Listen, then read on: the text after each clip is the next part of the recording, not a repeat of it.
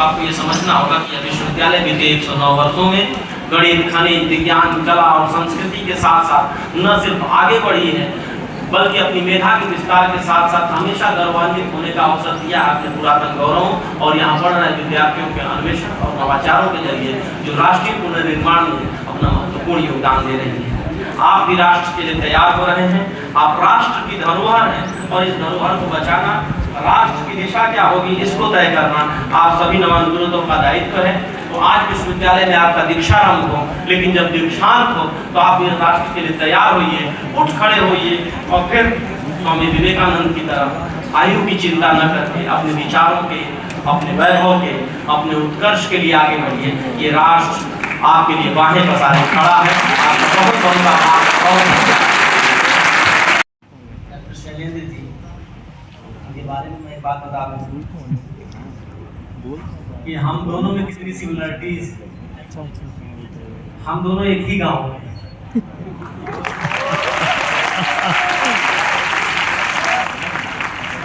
कहीं भी। और जब से इस सृष्टि का सीजन हुआ है हमारे पुरखे भी एक साथ जुड़े रहे हैं।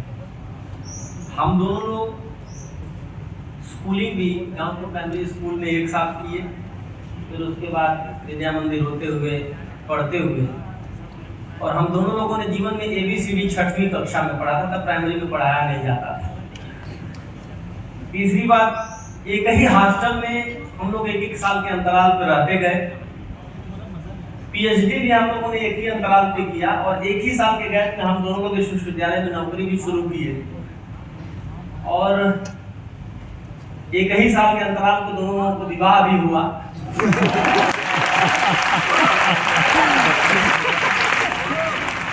महत्वपूर्ण ये है कि हम दोनों लोग दो बेटियों के पिता।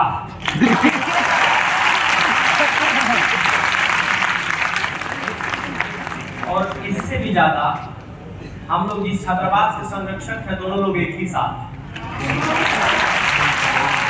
और सौभाग्य ये है कि दोनों लोग एक ही संकाय में अध्यापक हैं। और आज का दिन इसलिए विशेष है कि ये छात्र सलाहकार है और मैं वक्ता हूँ।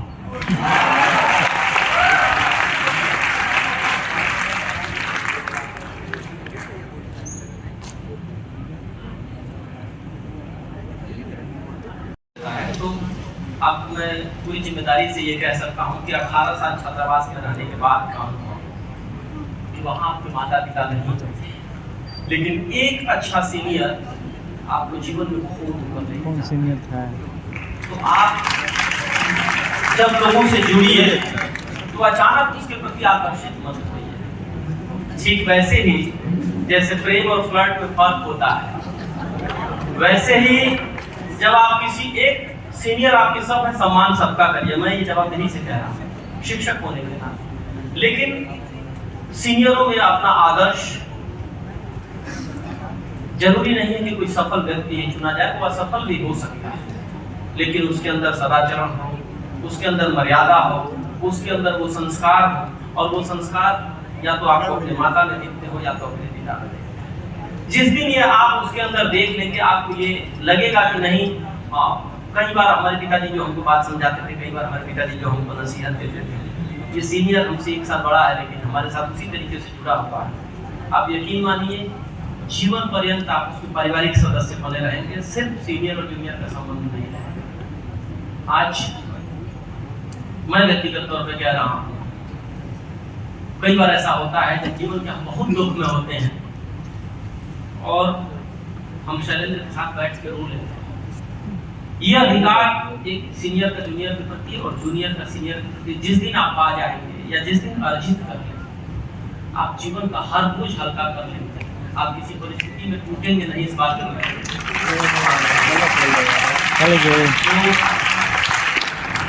इसलिए आप छात्रावास जीवन में एक अच्छा सीनियर चुनिए। और कई बार आप जब टेबल के उस पार होते हैं और आप विषय पढ़ के आते हैं, कई दिन ऐसा होता है जब शिक्षक अपने विषय की तैयारी It feels like a full complete circle. So I would really like to extend my warmest gratitude towards all of you for being such a wonderful audience to me. Thank you for being so patient and kind with us. Now, let us welcome our student advisor of Faculty of Arts, Dr. Shailendra Singh on the stage to deliver the vote of thanks.